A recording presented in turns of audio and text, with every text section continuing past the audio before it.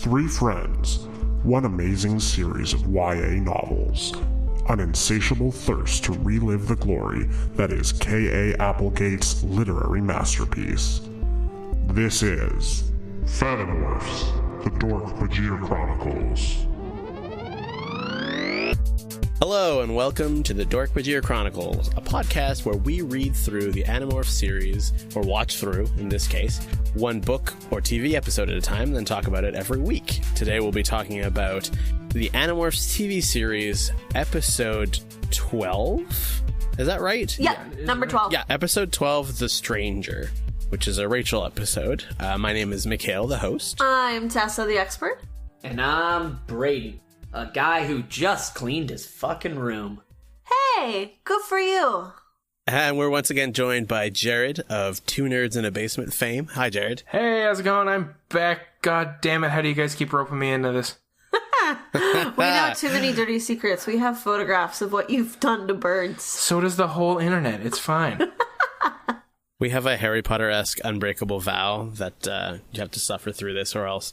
Actually, what happens with that? You die? I never read the books. Which is like compared to... I don't remember this. Compared to like other stuff in magic, like dying is just kind of normal, it seems. I mean, they have the Cruciatus curse, which puts you in so much pain that your mind can break from it. Or you have just like the little Nicky version where you go to hell and you're Hitler and you just get a pineapple shoved up your ass every day for all eternity.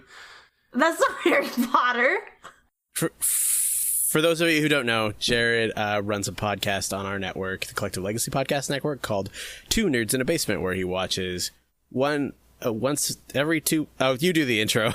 Every other week, me and another nerd watch one of the over 70 movies put out by Marvel or DC Comics over the last 50 years and talk about them for far too long. Are you going to change that at some point? Because it's like, mind you, it'll always be over 70, but... Are you going to change it? Once they reach 100, are you going to be like over 100? Because that's such a... I have a funny feeling if I change it now, I'm just going to fuck it up every damn time. Because I can just say that intro in my sleep. Yeah. Whereas if I change it, I'll be like... I don't think they're gonna reach 100. I think that bubble's gonna pop. If Venom is any indication, they're just gonna continue to be shitty, but continue to make money. Okay, but I want to see Venom. I love Catwoman so much, and I've heard Venom is just like it. Before we get started, this week I got two pieces of fan mail. Venom mail! Ooh, yeah! Venom mail! Ooh, yeah! First piece of fan mail is actually pretty old, but it's from classic fan mail contributor Movie Polls on Twitter, who a long time ago told me that Eugene Lipinski, the guy who plays Victor Trent, aka Visser 3, in the show, was actually in The Last Crusade, the Indiana Jones movie. He looks like a Nazi. Yeah, I guess he was in the credits he's listed as G-Man. He's G-Man. He looks exactly like you'd expect. The next piece of fan mail comes from Zachary on Facebook, and I figured since this was a Rachel episode, I would bring this up, but he made a really strikingly good point that affected me on like a political level as well as a personal level, that I should stop shipping Marco and Rachel so hard because maybe they do like each other as friends, and maybe just because two characters of opposite sex like each other in a show doesn't mean they have to be romantically involved. Nice. And that actually was like kind of like rocked my core because it was like I actually really do believe that, and I think that's like a progressive thing to say. Oh, Plus, Zachary for the win. It destroys all of my like previous sort of very violent defense of the Rachel Co. Plus, in this one, it's such the Tobias and Rachel show. Yeah. That it basically just like kills that entire ship right there. Although at the very end of the episode, Marco just like starts snuggling with her on the steps. They're sitting on the porch. And That's his totally arm is different. around her. Oh my god. Y'all are so far ahead of the summary, which Jared will be taking this week. It's true. I should mention that the director of this one was not my boy Will. This time it was Don McCutcheon, written by Mark Scott Zachary, and this came out on November 24th, 1998. Are you sure it's McCutcheon? Probably not. It's probably pronounced McCutcheon. I want to do McCutcheon. Not Cutcheon. McCooch. McCuchin. Zendaya's I think it's actually MC Kuchian. Okay. Anyways, shit, take it away. No, you pronounce every letter. It's Kutkian. Gross. So we start off with what we learn to be a dream sequence, which is I hate when TV shows start off with a dream sequence because it's just this like little shit tease that becomes nothing, and I hate it. But it's essentially like Rachel is getting prepared in the morning with her dad behind her, and everything seems all happy. They head downstairs, and Visser 3 like busts open their door, and like basically takes her dad hostage, and she takes it so well. She's just like, "Oh, please, no, let him go, please." But she doesn't morph at all. Let him go. You can turn into a lion with your thoughts. Your dad should be totally fine. So yeah, basically Visser 3 breaks in and decides to yerk her dad right in front of her. I just love using yerk as a verb. Yerk is a verb. That was confirmed in this TV show that is a verb. Later. I got weirdly excited about that. Me too. I don't know why. I made a huge note about it. It's fucking perfect. Like, it's wonderful. And I will say, like, right away, I was pleasantly surprised because there's only one intro in this one. Yeah. Yeah. Compared to the last couple There's been like 9, and it's awful. But yeah, like right away, really, like they just jump right into the intro there. She said, we cut into Rachel, like she wakes up, her sister's there, and all that fun stuff. And then I think we get the intro. I am way off topic right now. I mean, you're not wrong. That is what happens. That is exactly what happens. I am losing my train of thought here. So the intro credits happen, and then what? That's the rest of the show. Anyway, discussion time. So we start off this one where, because of course, bad TV shows always start with dream sequences.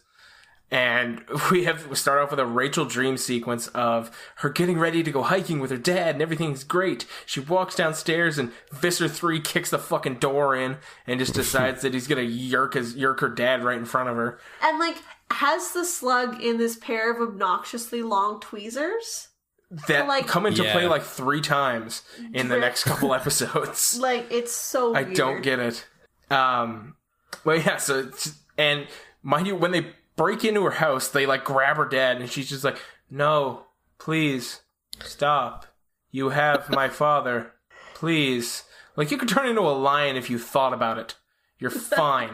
Like, yeah, man. Nobody in your family should ever come to harm from like physical danger again. But then she would give away her identity. That's Ooh. Save your dad or give away your identity. God damn it. This is It's bad. It's bad. Nobody is denying that this show is terrible. It's also true. I can't even deny. Rachel then wakes up screaming for her dad, and for some reason her sister comes in because her sister seems like wide the fuck awake. Like her sister was just jacked up on coffee and pixie sticks, just waiting for her to wake up. But also when Rachel is just like, "Where's Dad? Is he okay?" Her sister kind of awkwardly says, "He doesn't live here anymore." Yeah. I think she even just says he doesn't live here, and I thought that was fucking so funny. Like, now we know that your parents are divorced. There are cleverer ways to do this, but here was an obnoxious one. I much prefer the obnoxious way. That way I don't gotta think, I'm all about that. There you go. That's right up my alley. So then we get the intro credits, and it's amazing because that's the only like opener that we have instead of the last episodes where there have been like 40 of them. the monologues, yeah. More monologue with Rachel doing gymnastics. She's like, "I like gymnastics because the more you practice, the better you get." I'm like, "Yeah, that's like everything." Okay, that's like literally how skills work. That's how you develop skills. But okay. But mind you, the difference in this monologue was that it wasn't like someone looking at the camera, like it was fucking. They were making a home video. It was like she was just having an internal monologue, 80s style. Yeah, totally. Which is a little bit more bearable. It's slightly better. It is. It's something they haven't done this since like episode 1 almost, with Jake walking down the street staring at that lady doing her gardening. Wasn't that Marco, actually. Marco also did it a couple episodes after that, but Jake in episode 1 was just like looking at everyone. It's pretty good. And my favorite part was like, she's like, oh, you practice, you get better. Unlike life. I'm like, okay, you're 13. Good God. Yeah, right. I'm 13, this is deep. Good Lord. We then, the doorbell rings, she goes to answer. It's her dad, but in real life now. He basically just shows up, and he's like, I have news, you want to move away? It's really bad. It's like, do you want to be a famous gymnast? Do you want to move away? Do you want to come away? Come on, let's go. And she's right like, now. what about my mom and my sister? And he's like, we can visit. It's like, wow, okay. And I love that he's like, I've talked to your mom about it already, but I'm like, her mom's not anywhere here. We've never This sounds a lot like Rachel's some bullshit, mom. like there's gonna be an Amber Alert in the next hour. Yeah. Whoa, got real pretty fast. It did. Animorphs is real life shit, okay? It's true, they got real life issues. Like, Marco's mom is dead. Did we know that? Fuck. Yes. Episode 1. We have been blasted with that information. So basically, she gets weirdly upset about just asking to move away. So she goes to her bedroom and sits on her bed and looks all moody. And then it's like, okay, well, downsides of moving. She starts talking out loud, and it's the worst thing I've seen in TV in a long time. I love that she starts talking out loud before her dad has even left the house either. Yeah, Dad's still there. He's 3 steps outside the door, and you're like, what about the Yerk invasion? Oh, that's good shit. So she's going through like a pros and cons list of like things that she can, reasons to move and reasons to stay. And one of the reasons is no more Marco's bad jokes. And I'm like, move the fuck away right now. Do it. Save yourself. I was like, come on. Took personal offense. I will say, like, foreshadowing to later, Marco does say the first genuinely funny thing I've heard this entire series. His haircut changed also, which is... I thought they were going to make a deal about that, but they didn't. There were too many pixels. I literally couldn't see. I just saw blobs for eyes and mouth. We It was can't like tell watching if they're with my actually glasses. people. Yeah, no. Everyone's a controller. You can't tell because you literally can't tell. My nice new 4K TV, I'm watching 60p videos online. From 98. God. And then she stares at this like picture, and it's so pixelated. I did not know if it was like her and Tobias. I still don't know. I'm pretty sure it was her little sister. Yeah, that's what I think it was too. Yeah, I was so confused by that because I was looking at it and I'm like, this is like even less than 144p resolution somehow. It's like a magic eye picture. We all have to cross our eyes, and then it will pop out, and we'll see the face of. You God. gotta look past the TV. I thought it was Tobias at first, but then I'm like, he's like 6'5". There's fucking no way she could have him on her shoulders. Plus, I'm like, they knew each other for like 3 days before he became a hawk. Yeah. And she fell in love with him in those 3 days also. Deeply in love. Yeah. It's very good. We then cut to Visser 3's lab, where he's trying to open the disc that he stole from Elfangor. They don't know you can double click to open a file. Yeah, so no they're click. like, we have to use Andalite DNA to open the disc. So, like, the scientist standing there is like, can you please morph into your Andalite body? And he's like, okay. I know. He leaves his mouth open. It's so bad. It's that full frontal face like portrait shot, and it's so He's bad. just like, ew. And then the mouth disappears. Also, okay, I was getting huge ambushy vibes from those scientists. That they were like, we need Andalite DNA. I thought they were going to kill Visser 3. That would have been interesting. Yeah, that would have been way cooler. Instead, he touches the discs and gets like some static electricity, and it's just like, fuck you! Falls on the ground. Like, you can't, like, they don't even make a big sound effect of it. He just touches, like, bzz, oh god, and he falls on the ground. And then very angry at this point, he whips out his tail blade and, like, holds it to her throat. And it's like, do you want to... He says, like, some stupid pun that I can't remember. It was really bad. And he's like, maybe it can only be opened by the chosen one. Which is like, excuse you? Of course. These specific Andalite DNAs? What? And that's the thing. It's like, if it is only to be opened by a chosen one, there are 2 Andalites on Earth. Hopefully it's one of them. One of them is Visser 3 and the other is Axe. Also, you know, like what we call things that can only be opened by one person?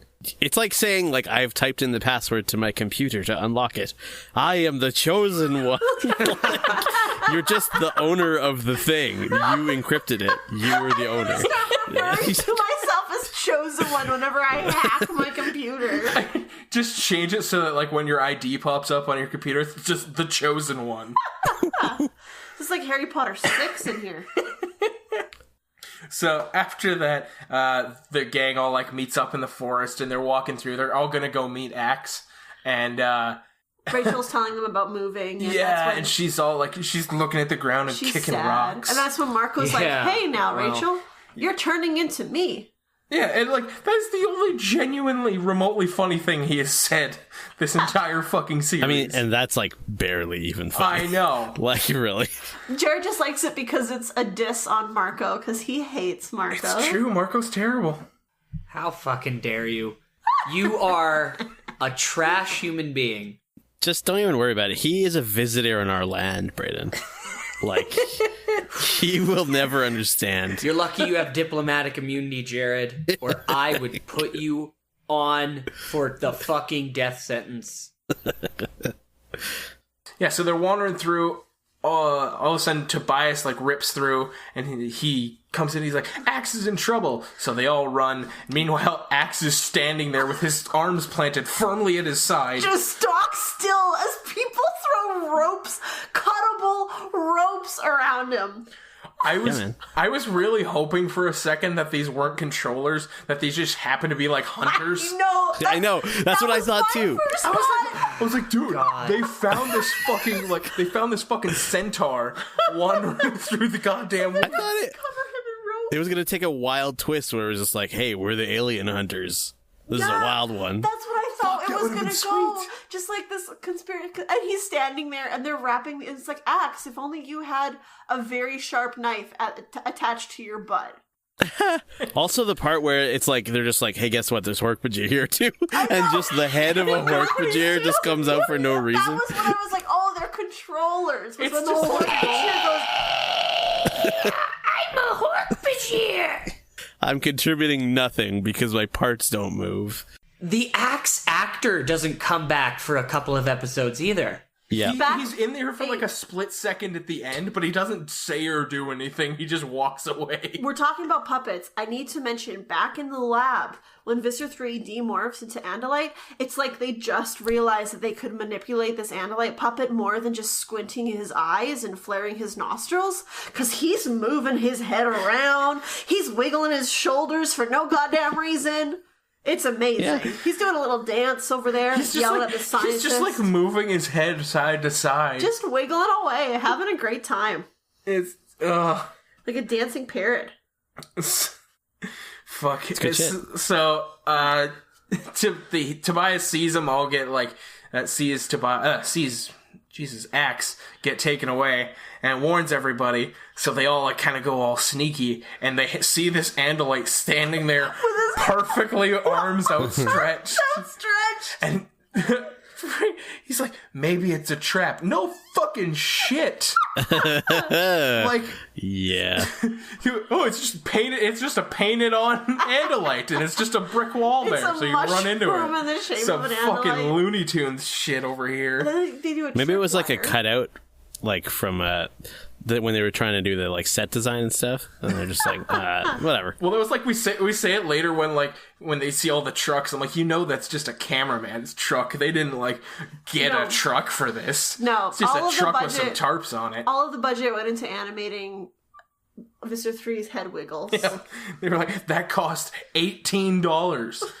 That was so much. Jerry, we gotta borrow your truck. Oh, my camera gear's in there. Take it off the truck, Jerry. You got any for tarps? this scene. Isn't that a shot from like earlier where like they actually did that exact same full frontal morph shot. They just changed the background. Yeah, that's all it is. Oh yeah, it's the same. Okay, that's what I thought. They just do the same. Well, it's they do the same like Hawk when like Tobias is flying around. I think they filmed the Hawk flying twice, and then they just recycle those shots for every other episode and every other scene. Yet somehow they can manage to rent a lion every other episode. Weird. I don't understand. But we haven't hit the best part. They all get trapped under a net. Yes. This is still Looney Tunes. Yep, this is some Wile E. Coyote. That is an Acme brand net. Like, when did the Yeerks have time to set this up? Did they do this yesterday? Knowing that they would capture the Andalites and drag them here?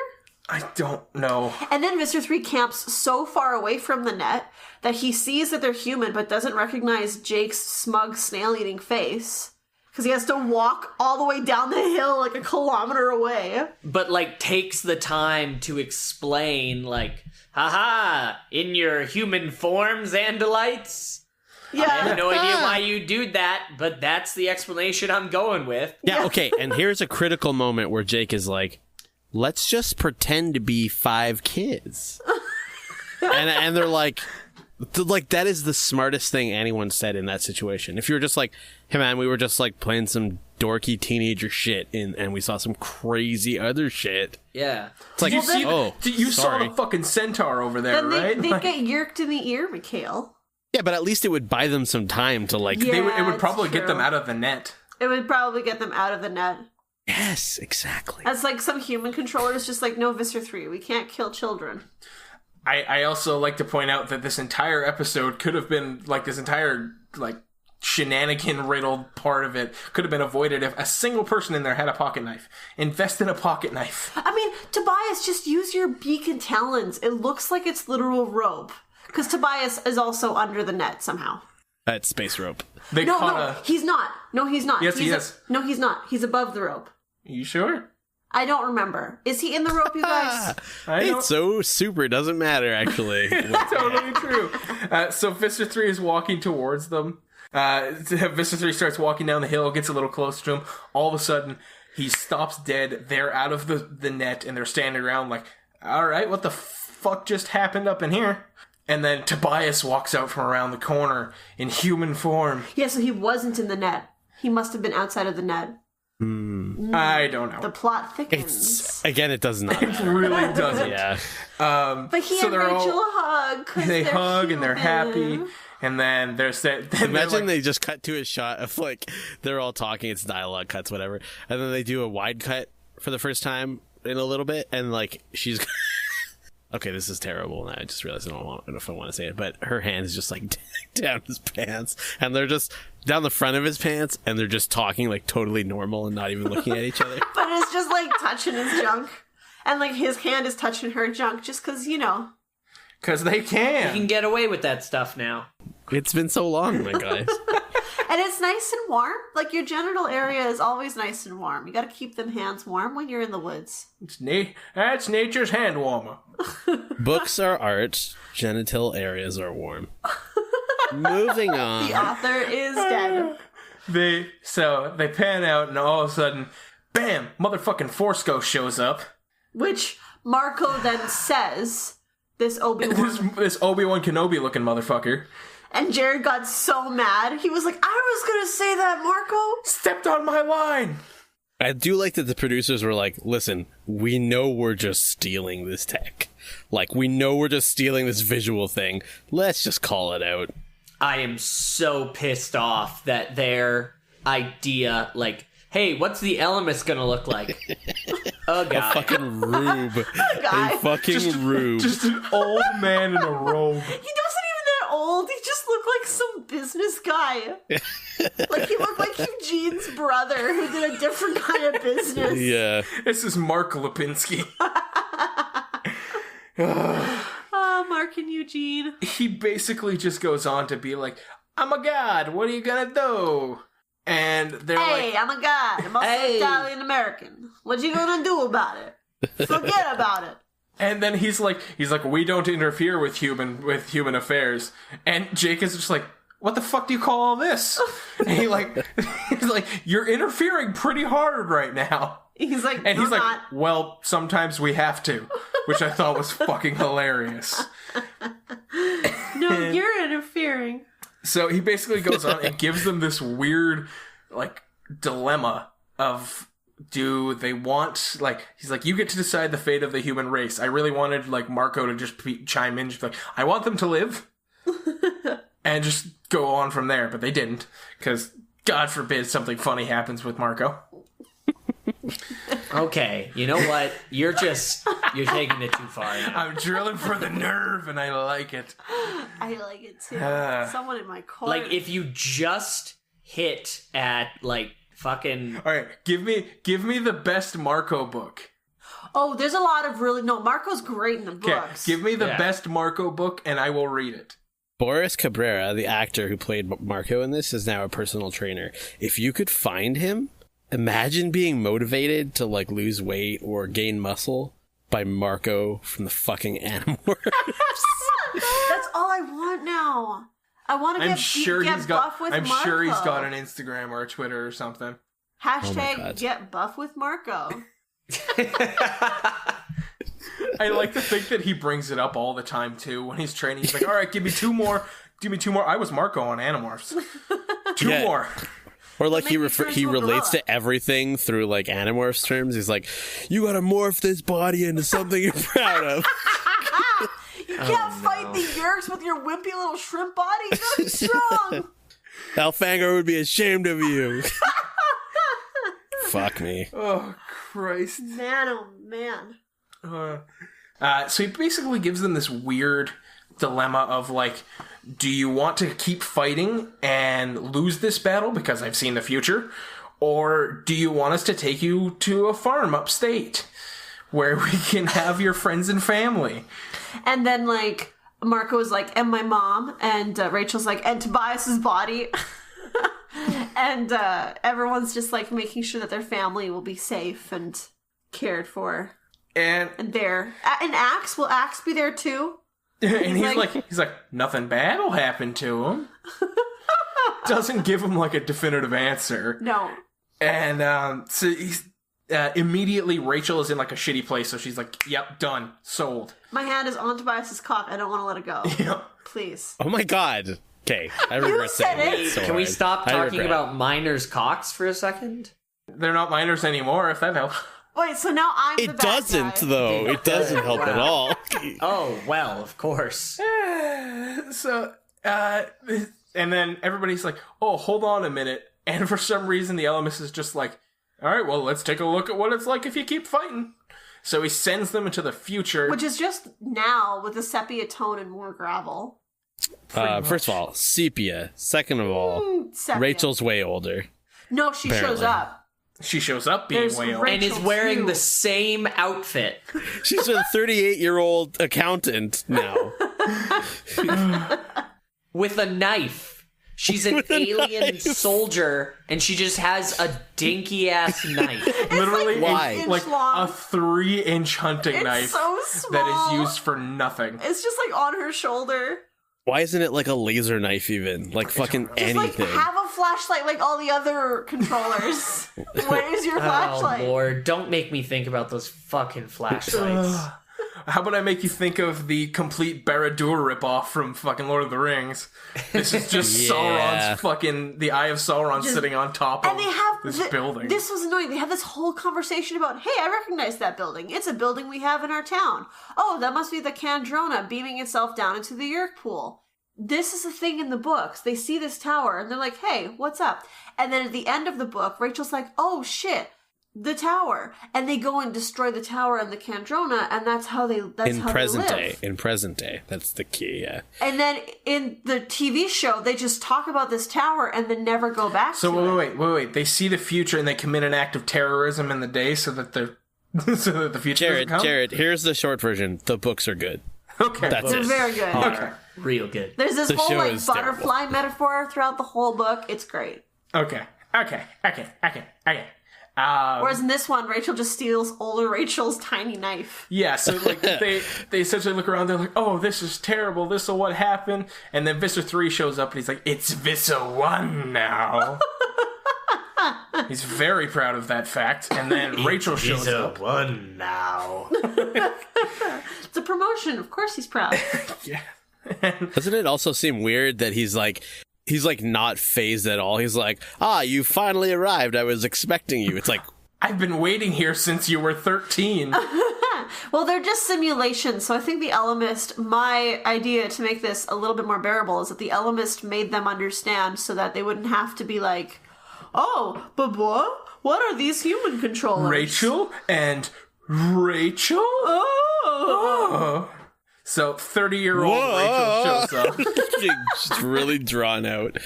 Anyways. 30-year-old Rachel shows up and she's like, she basically just like drills for the nerve like I've been doing with you guys all day. But, and it's like, see, it's not so bad. And then young Rachel just snaps and grabs the fucking knife off her and goes to shank Visser 3. And the Ellimist is just like, because he ate Tobias's bird body. And like Rachel was just like, I can't. Oh, yeah, I forgot about that. And they were like, it was delicious with barbecue sauce. The delivery of the barbecue sauce line just killed me so much. It's almost as bad as like the delivery of the Victor name in the last couple episodes. Victor. That's good shit. Barbecue. I just don't understand why people thought that was a good joke. Which one, the barbecue one? Barbecue. I don't think they thought it chicken. was a joke. I think that's the problem. Oh my god, you're right. I don't understand why they needed to include the barbecue sauce line at all. Because, to show that he's evil. But like he was already talking about, he's like, even roasted you were tough and stringy, but with the barbecue sauce. And I'm like, it should have been a product tie-in where it's just like, but with HP's new formula of with barbecue ketchup barbecue sauce. You were delicious. Wink. Tangy flavor of tomorrow. Say Animorphs to the grocery clerk for 25% off. That definitely got some people thinking like, would I be into Visser 3 eating me? Oh my god. There's some vor fetishists out there because of Animorphs. Yeah, this is the start of the vor fetish. Vor. The vor horn. So yeah, young Rachel freaks out, grabs the knife from old Rachel, and decides that she's gonna try and like shank Visser 3, and the Ellimist is just like, oh no. You forget none of this is real right now. And so they go back, he's like, that's what will happen. She pulls the very tropey, is that the definite future or a possibility question? And he's like, it's probably what's gonna happen. And she's like, it's probably. And she's like, yeah, but no one knows. I don't know. It's not very convincing. The whole thing is so stupid too, because it's just like, if you wanted us to get out, just fucking cut us out. Yeah. No, but that would be actually interfering. Whereas now, in the real day, she just has the knife she stole from older Rachel, and that's the loophole. Instead of like seeing the tower and being able to burn it down in present day, being the loophole in the book, in the TV show, they just talk about the tower, and instead she has a knife. That's one of those things too. Like, have you ever been been watching a cartoon maybe, and like one element that's drawn in the background is like a clearly hand-drawn thing, and everything else is like painted backdrop? Yeah, and it's like, oh, someone's gonna interact with that at some point. Like, I feel like that's what the knife was, because everything is like laser eyes and like fucking future dystopia. And here's this like $19.99 Walmart fucking knife in this chick's fucking belt. It's ridiculous. Anyways, it's like any glowing object in a video game. You're like, oh, I'm supposed to grab that thing. Okay. Yeah. The interactable item. When they come back, they're like, everybody unanimously decides to be like, no, we're going to keep fighting. So he's like, all right, whatever, and snaps them back under the net. And luckily, for some reason, Rachel still has the fucking knife from the future. I don't understand this. That's the plot hole. The Ellimist wanted them to say no and escape. In this universe, he just gave them a knife to cut out of the net. While Tobias swoops around and hog ties the controllers with his bird arms? Was that the only one that saw the rope on the controller's hands as he was like flying at them? I didn't really. Was that just like you're a training bird thing? Because then like he flies to Visser 3 and Visser 3 can only cower and like very lightly bat at the bird because he doesn't want to hurt this trained rentable bird. That they still need a lot more for this show. Yeah, right. Oh no, it's Jareth, our rented hawk. Yeah. But yeah, so they all get away, and like I said earlier, this entire situation could have been avoided if one of them had a pocket knife. Mm-hmm. Well, then buy a pocket knife, kids. Then they go to see their human pocket knife, Axe, who's just in the cameraman's truck, just sitting there with his 8-pack. Yeah. Am I the only person who noticed that Axe is shredded as fuck? Well, we noticed. I mean, yeah, but we didn't want to, like, say it out loud. Oh, no, yeah. I wanted to. I really wanted to. I've been waiting this entire time. I've been waiting 40 minutes. To talk about Axe's body. Yes. Sick. I'm uncomfortable now. No, go hard. Talk more. Then he morphs human for no reason. He morphs human like, to run up the hill. Easier than manipulating a puppet. And then Rachel is like, all right, you guys go. She morphs lion really quick, just roars at them, and then this isn't like the stock footage they had from lions before. This is actually a lion walking up that hill. Mm-hmm. So all the controllers run away screaming about a lion. So they rented this lion again to walk up that fucking hill. Yeah. I don't know who was in charge of the budget for this, but they spent it in weird fucking places. Notice how the lion has also come up like a ridiculous amount of times. I think they just had cheap access to this lion. Just like some guy had it's not even a lion, it's just Homer the dog in a wig. It's just a really good wig. Zing. Woof. Yeah, they all run away. Visser 3 stands there looking grumpy. He has his arms on his hips, just like I would have gotten away with it if it wasn't for you meddling Andalite bandits. And then we cut back to Rachel's house. She's reading a book on like the front steps of her house there. Her dad comes up and is weirdly shitty about her reading. Oh, it's a spooky book. It's gonna give you nightmares. Yeah. Ooh. And she's like, my real life gives me nightmares because I'm 13 and this is edgy. It's like, okay. Life is a nightmare, Dad. God. My existence is pain, Dad. God. And I don't understand. So she tells her, he's like, nah, I ain't gonna move. And he's like, alright, well, I'll come visit you, I guess. Peace. Just leaves. And then Marco and Tobias were just chilling beside her house the whole time. We're like, oh, wait, so you ain't moving, huh? Cool. That's real fucking creepy. We're gonna hang out here with you. And it's like, why are you creeping on her? And then Rachel flirts with Hawk Tobias again, and it's real weird. Damn, I want to get fucked by a bird. And that's basically it. They pan away, and they're all like, they're kind of just hanging out on the steps, and that's the end of the episode. Thank God. Yeah, it's kind of awful. Yep. So sort of hated it. Yeah, it was not a good one. Also, folks. We need Andalites to touch this disc so we can double click it and get it open. Just disappears. That was just there for a second so they could lasso Axe, and that's it.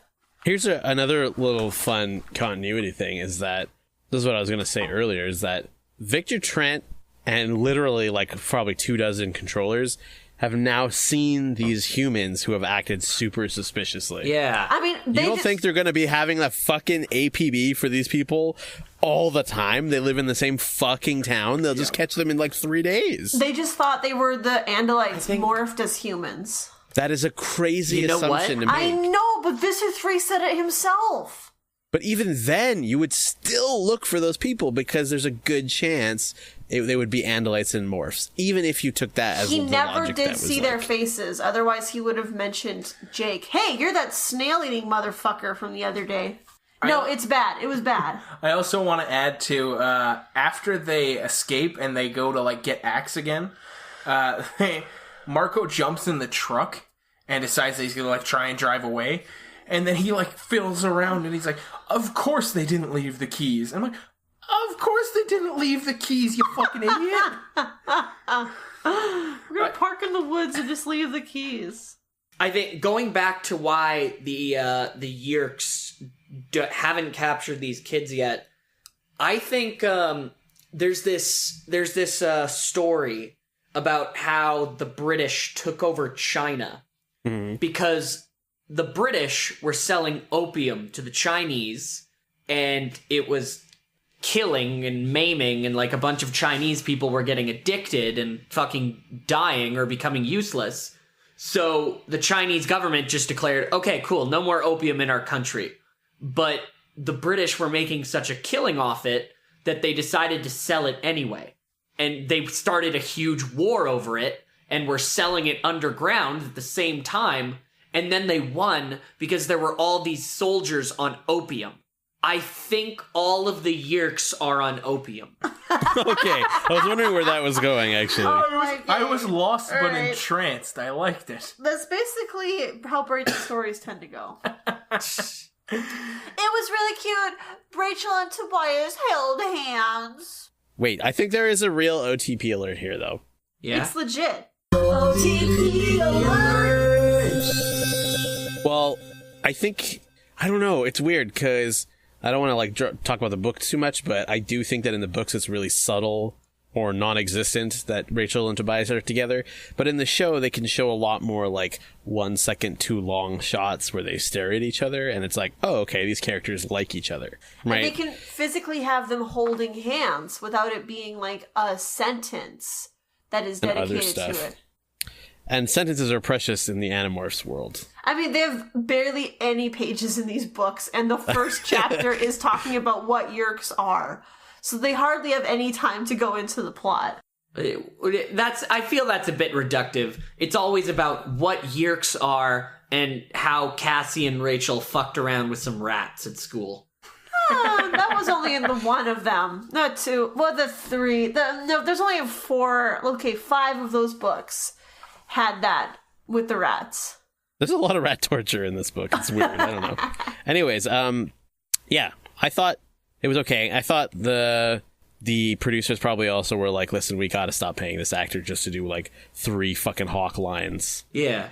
In an episode. Oh my god, do you think one of the producers floated the idea of having the actor make that sound to see if that would work? I'm sure it crossed someone's mind.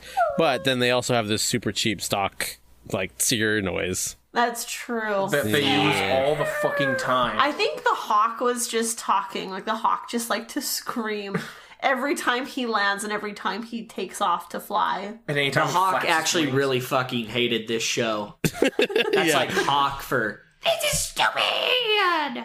I will say this is one of the better episodes. Yeah. Not to say that it's good, but it had fun parts. It had that kind of fun camp that we were missing from last time.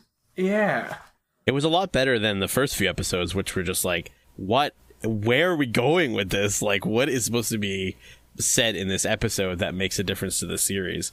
Mind you, in this one, the only thing I really got out of it was a thought experiment where I tried to remember, what do you guys think, when you were 13, what did you think your adult self would be? Oh, God. Well, I Lord. do remember having a daydream about my being, wearing a beret and sitting in a coffee shop writing poetry. Oh my god.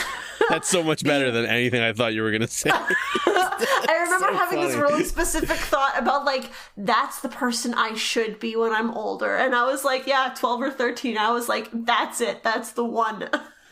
I mean, I always thought I would live downtown in an apartment because that's bohemian or something. But now I'm just holy fuck, I could not live in an apartment again. I need a house. Now that I own a house and it's my house and I don't rent it or anything, yeah. I think Brayden's living the life. I think he is the person he thought he'd be at 13. When I was 7, I actually spent a lot of time just imagining. It was pretty general. I didn't have anything specific, but all I really knew is that I wanted to be rich enough to get away with killing everybody who had hurt me so far. Wow. And there's the Brayden we know and love. Yeah.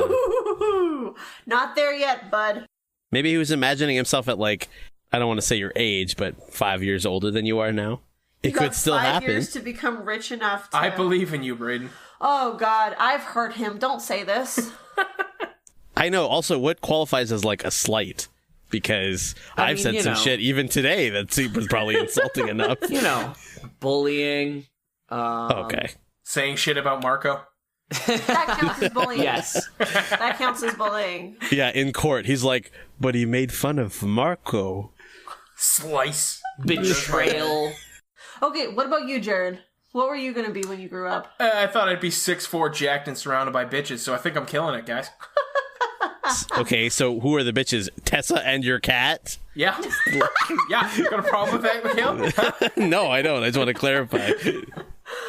Where were we? I don't even remember. That was it. The fucking episode's done. We've been rambling about nonsense for 10 minutes. Next week, we're going to be talking about episode 13 of the TV show called The Forgotten, because it's not at all based on the book, The Forgotten, book 11. It's based on a different book entirely, because something gets forgotten. Oh, yeah, but it is based on a book. That's right. Anyways, it doesn't matter. It's horrible. But it's a TV show. It's our last TV show episode for this segment. That's right. It'll be our last of 4 TV episodes for this chunk. We'll be doing more later. I'll talk a bit more about that next week. But the following week after next week, we'll be talking about Animorphs number 27, which is what? The Exposed. It's a Rachel book, and which is great after this string of Rachel episodes. And it's one of the only Animorphs books that I owned, actually. So I've read that one a lot.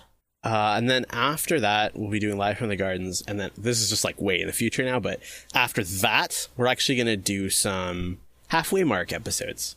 Because it's halfway through the series. 27 books is half of 54. So we're going to do some recaps, kind of like talk about our thoughts and that kind of stuff. So stay tuned. That'll be coming out 1, 2, 3, about a month from now. Jared, where can we find you on the internet? You can find me at collectivelegacy.org under the Two Nerds in a Basement heading there. You can also find me on iTunes, on other places, pretty much anywhere you get your podcasts. You can find Two Nerds in a Basement. You can also find me on Facebook, Twitter, Instagram, anything like that. Two Nerds in a Basement across the board. Yeah. And you can find more of our stuff on collectivelegacy.org. And we've also got the Twitter, Tumblr, Facebook, Instagram, all that good stuff. Full of memes. Spicy. Spicy memes.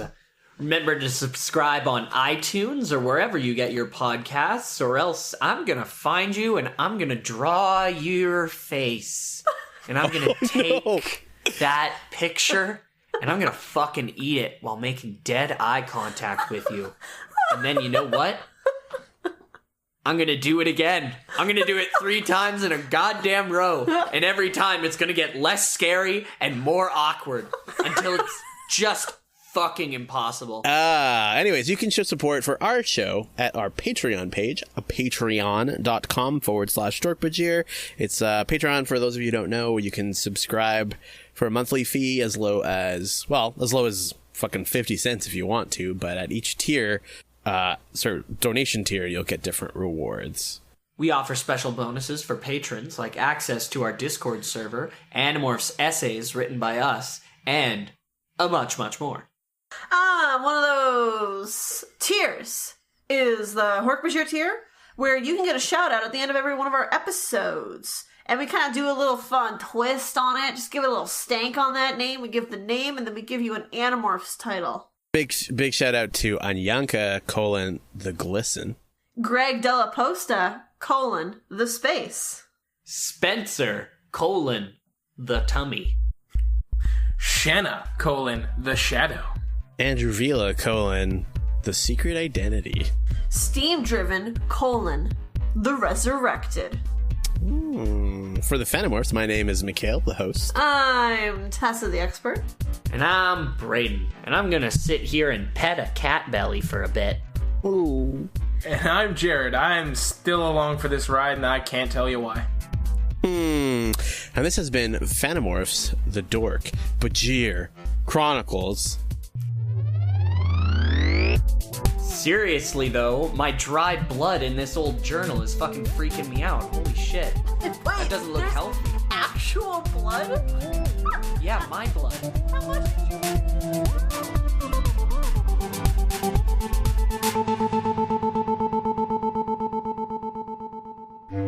Hi, hello, welcome to the ad for the show. I'm Mitch, the host of Whack Talk Radio. On this show, I talk to interesting people about interesting things. Do you need to know more than that? Okay, fine. Pretty much we'll talk about whatever my guest is interested in or passionate for. Sometimes it'll be silly, sometimes serious, sometimes a bit of both. Whatever the topic is, hopefully we'll find a way to make you that much more of an expert about it. You can find us at collectivelegacy.org, along with some other equally awesome shows on our network. New episodes of Whack Talk Radio are every Sunday and Thursday, wherever you find your podcasts. Let us know what you think on Facebook, Twitter, and Instagram at Whack Talk Radio. That's WENGH Talk Radio. Whack Talk Radio. Brought to you by Collective Legacy, a podcast network.